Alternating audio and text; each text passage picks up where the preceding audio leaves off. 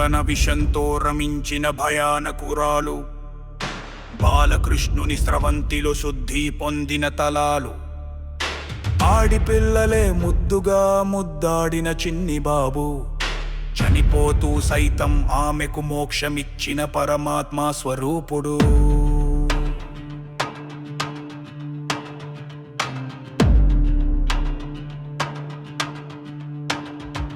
శకటాసురుడు ఆడుకునే అడబొమ్మ కింద దాగిన బీభత్సం, చిన్నవాడు తన్నిన తన్ను శకటం విరిగిన శబ్దం.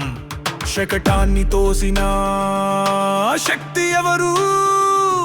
ముద్దు గుమ్మల మధ్యున్న మహాదేవుడు శ్రీహరి తలపు.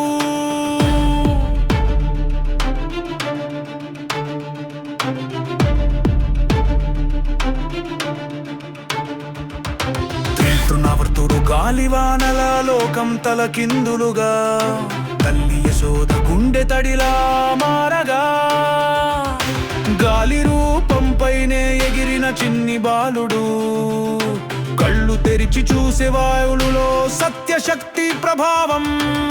వత్సాసురుడు ఆవుల గుంపులో దాగిన వంచకుడు, గోపబాలుడై మాయ చేసిన అసురమూఖుడు, ఓ జ్ఞాన రూప ఒక చూపుతోనే సంహరించే, వత్సపాలన సాగించే కృష్ణుని చరిత్ర నిత్యమవును చదువించే. అంబకాసురుడు కొంగు రూపం వేసిన నరభక్షకుడు, నోరు తెరిచి దిగబడగా కృష్ణుడు ముక్కును విడదీసెడు. శాంతంగా ఉన్న బాలుని శక్తి ఊహించలేక, నరరూపధారి అసురుడే భూతలోకంలో శూన్యమయ్యే.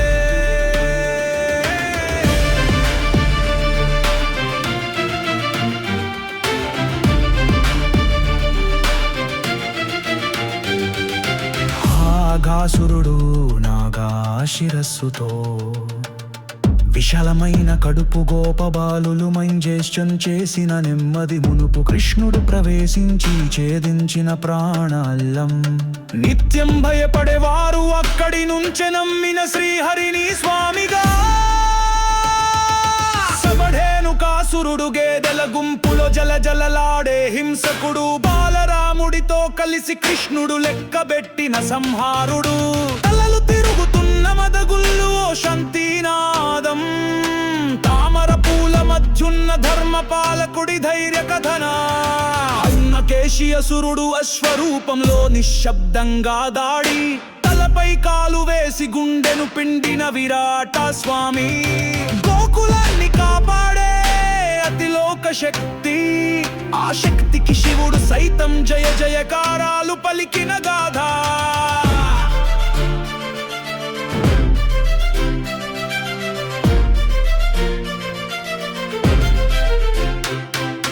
నైనరిష్టాసురుడు ఎద్దు రూపంలో విరుచుకుపడిన కల్లోలమునితుడు, కృష్ణుడు రెండు కొమ్ములను విడదీసి పటాపంచలు చేసినోది. అది ఎద్దు కాదు, అది పాపం రూపం, కనులకే కనిపించే తేజస్వినికి అది బలమా.